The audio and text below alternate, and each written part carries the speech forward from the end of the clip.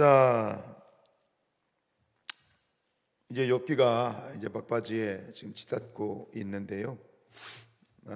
지금 이제 오늘 또 40절에 보면 여호와께서 또 욥에게 일러 말씀하실 때 욥의 이야기에 대해서 하나님이 다시 반문하시는 내용이에요.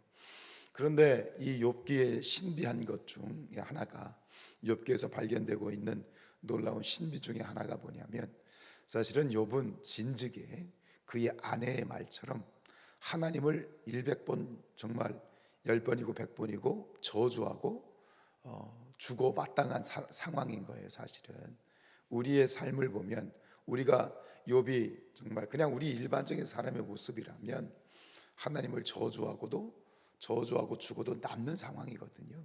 그러나 욥은 지금 이 고난 속에서, 이해할 수 없는 의문 속에서, 그리고 이 시험 속에서 힘들어 죽겠는데, 정말 힘들어 죽겠는데 욥은 하나님을 포기하지 않아요.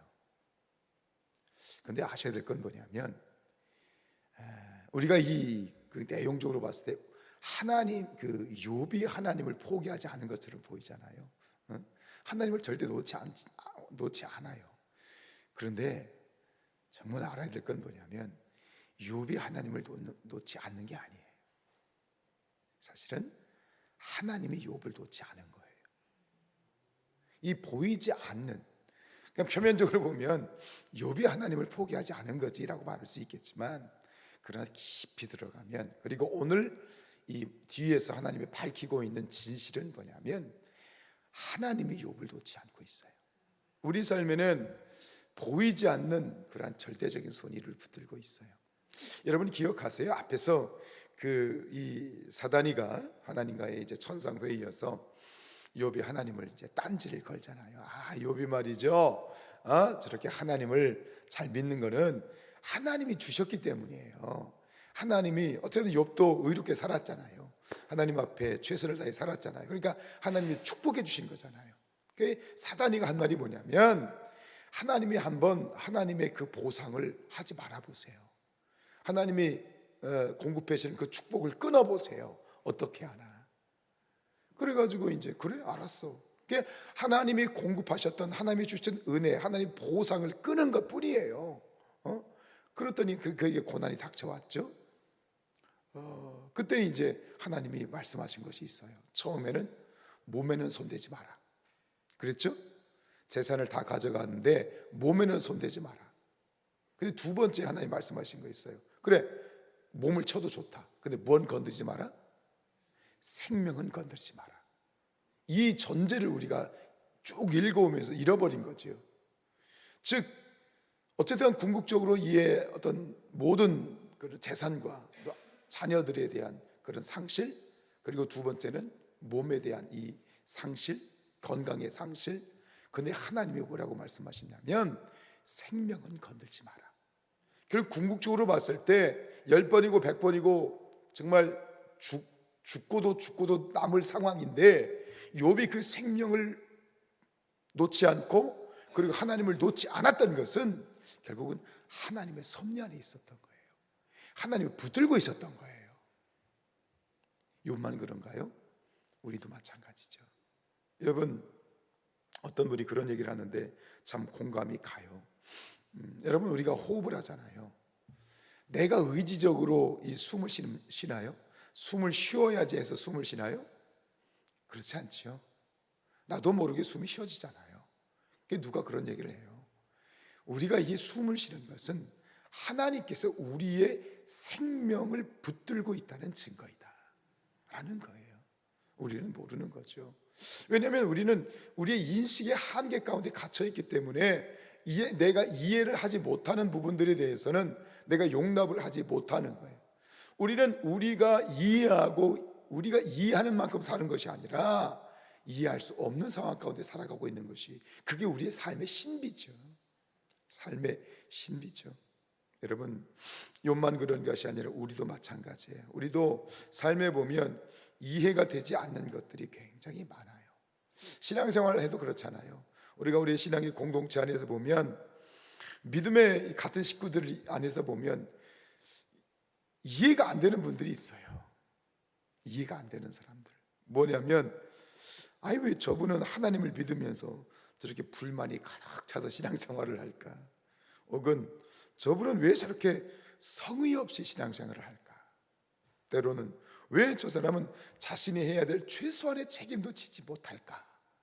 우리가 이해하지 못하는 부분들이 있는데요, 그것은 이해를 못하는 것이지 답답해할 필요는 없어요. 왜냐하면 그는 우리가 이해할 수는 없지만 도망갈 수 없는 현실에 붙잡혀 있기 때문이에요. 그도 자신을 이해 못하기 때문이에요. 답이 없어서 그 얼굴을 하고 사는 거예요. 정말 억울한 것은, 우리는 이해할 수 없지만 정말 억울한 것은 본인 당사자예요. 욥의 친구들이나 엘리후는 욥을 이해할 수 없었어요. 그런데 정말 답답하고 억울한 건 누구예요? 욥 자신이잖아요. 지금 제일 억울한 건 욥 자신이잖아요. 우리의 삶이 그래요. 이 삼라만상이 그런 거예요. 지금 이 하나님이 욥에게 말씀하신 것 중에 하나가 뭐냐면, 지금 이 들락이나 염소나 이런 말씀하시잖아요. 오늘도 이제 악어 얘기를, 여기 지금 베헤못이라고 하는 것은 악어를 의미하는 건데요, 우리가 보면 이해를 못하는 것들이 많아요. 그러면서 하나님이 하시는 말씀이 뭐냐면, 야, 산에 사는 염소를 봐라. 이 염소가 말이죠, 산에 사는 이 개디거든요. 산에 사는 염소가 이 멋진 큰 뿔을 가지고 있거든요. 근데 그 뿔을 가지고 있는 이 산 염소가 정작 자기네들을 잡아먹으러 오는 놈들한테는 하나 쓰지 않아요. 그 멋진 뿔을 가지고. 근데 그 멋진 뿔을 가지고 뭐 하는데요? 지들끼리 박터지게 싸울 때는 그 뿔 가지고 싸우거든요. 저것들 뭐 하는 거야? 그 멋진 뿔을 가지고 공격해오는 짐승을 막을 생각은 안 하고 지들끼리 막 싸울 때는 그 뿔을 사용하거든요. 욥이 하는 말은 이해할 수 없다는 거예요. 근데 여러분, 하나님이 생각이 없어서, 하나님이 능력이 모자라서 그렇게 만드신 걸까요? 아니죠. 여러분, 우리의 삶은 이해로 사는 게 아니에요. 이해로 사는 것이 아니에요. 중요한 건 뭐죠? 하나님이 나를 붙들고 있다는 믿음으로 사는 것이에요. 여러분, 나도 나를 이해할 수 없을 때가 있잖아요. 다른 사람 이해할 거 다른 사람 볼 거 없어요. 다른 사람 이해할 수 없고, 다른 사람 왜 저렇게 판단할 필요도 없고, 그거 생각할 필요도 없어요. 다 생각 내려놓으세요. 나를 보세요. 내 자신을 보세요. 내가 아이러니 아니에요? 내 자신이 아이러니 아니에요? 다른 사람 볼 거 없어. 다른 사람 얘기할 거 없어. 나를 봐봐. 나 자신을 봐봐. 다른 사람이 나를 보면 이해할 수 있을까요? 이해를 못해요. 다른 사람이 나를 보면 이해를 못해요. 다른 사람 볼 거 없어. 말할 거 없어.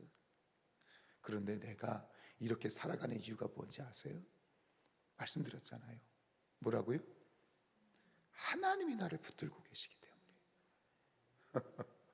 하나님이 나를 붙들어서 내가 이만큼 사는 거예요. 우리는 그거를 모르는 거예요. 왜? 우리 눈은 나를 볼 수 있는 눈이 없거든요. 우리 눈은 다른 사람만 볼 수 있는 눈이 있지, 나를 볼 수 있는 눈이 없잖아요. 그러니까 나를 이해를 못하는 거죠. 욥도 마찬가지고, 우리도 마찬가지고, 친구들도 마찬가지고, 다 똑같은 거예요. 우리의 한계는 다 똑같아요. 나를 볼 수 있는 눈이 없기 때문에 그래요. 신앙이란 무엇이냐? 말씀을 통해서 신앙이란 무엇이냐? 신앙의 위대함이란 뭐냐? 바로 하나님의 눈으로 나를 보게 하는 것이 신앙의 위대함인 거예요. 그게 축복인 거예요. 그 눈이 열려지길 축복합니다. 오늘 욥을 통해서 우리가 깨달아지는 정말 중요한 진리가 바로 그것이지요. 여러분, 우리 신앙은 이해 위에 있는 것이 아니에요. 믿음 안에 있는 것이죠. 하나님의 관점으로 보는 그 믿음, 그 사랑 안에 있는 것이죠. 사람이 무엇이간데 나를 이처럼 생각하십니까? 내가 무엇이간데 하나님이 나를 붙들어 주십니까? 내가 무엇이간데 독생자 예수 그리스도를 나를 위해서 죽이셨습니까? 이 눈이 생기면 그때부터 신앙의 차원이 달라지는 거죠. 나를 바라보시는 하나님의 그 눈, 나를 바라보시는 하나님의 그 사랑, 나를 바라보시는 그 하나님의 축복, 그 눈이 욥을 통해서 다시 한번 활짝 열려지기를 축복합니다. 오늘 이 추석날도 또 그 사랑, 그 은혜가 모든 가정마다 함께 있어지기를 축복하고요. 끝까지 하나님의 은혜 안에서 승리하시기를 축복합니다.